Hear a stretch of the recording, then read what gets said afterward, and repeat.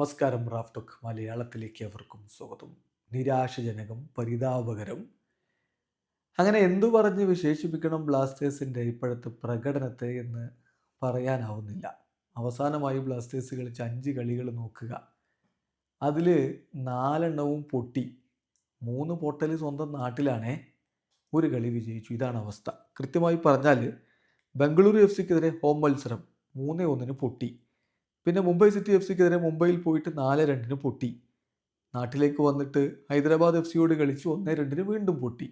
അതിനുശേഷം ചെന്നൈയിൻ എഫ് സിക്കെതിരെ 3-0 വിജയിച്ച് കയറിയപ്പോൾ നമ്മളൊക്കെ ആശ്വസിച്ച് വിജയവഴിയിലേക്ക് ടീം തിരികെ എത്തിയല്ലോ എന്ന്. പക്ഷേ വീണ്ടും ഇതാ എഫ് സി ഗോവയോട് ഏകപക്ഷീയമായൊരു ഗോളിന് പൊട്ടിയിരിക്കുന്നു. ബ്ലാസ്റ്റേഴ്സിൻ്റെ അടുത്ത മത്സരം ബംഗളൂരു എഫ് സിക്കെതിരെ എവേ മത്സരമാണ്. ശ്രീകണ്ഠീരവയിൽ ഡിസംബർ 7-നാണ് ആ പോരാട്ടം. ആ കളിയിൽ ബ്ലാസ്റ്റേഴ്സ് ശക്തമായി തിരികെ വരും എന്ന് പറയുകയാണ് കോച്ച് മിക്കായൽ സ്റ്റാർ. ഇപ്പോൾ എഫ് സി ഗോവക്കെതിരെയുള്ള കളിക്ക് ശേഷം അദ്ദേഹം കളി വിലയിരുത്തുന്നത് ഇങ്ങനെയാണ്: ഞാൻ വിചാരിക്കുന്നത് വളരെ സ്ട്രോങ് ആയിട്ട് തന്നെയാണ് ഈ മത്സരത്തിൻ്റെ തുടക്കത്തിൽ ഞങ്ങൾ ഉണ്ടായിരുന്നത്. അക്കോർഡിംഗ് ടു പ്ലാനാണ് തുടക്കത്തിൽ ഞങ്ങൾ കളിച്ചിരുന്നത്. ആഫ്റ്റർ 25-30 മിനിറ്റ്സ് കാര്യങ്ങൾ പതിയെ കൈവിട്ടു പോവുകയായിരുന്നു.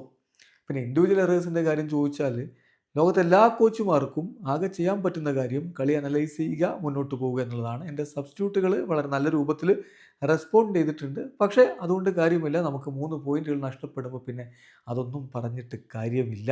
എനിക്കുറപ്പുണ്ട് താരങ്ങളൊക്കെ ഇന്ന് വളരെയധികം ഡിസപ്പോയിൻറ്റഡ് ആണ് എന്ന്. പക്ഷേ they will be fine for the game against BFC. We will come back hard എന്നാണ് ഇപ്പോൾ കോച്ച് പറയുന്നത്. എന്തായാലും BFCക്കെതിരെയുള്ള മത്സരം ഡിസംബർ 7-നാണ്. അപ്പോഴേക്കും താരങ്ങൾ ഫൈനാകും, അതിശക്തമായിട്ട് തിരികെ വരും എന്നുള്ളൊരു പ്രതീക്ഷയിലാണ് കോച്ചുള്ളത്. അതാണ് അദ്ദേഹം പങ്കുവെക്കുന്നത്. ആരാധകരും ആ പ്രതീക്ഷയോടുകൂടി കാത്തിരിക്കുകയാണ്.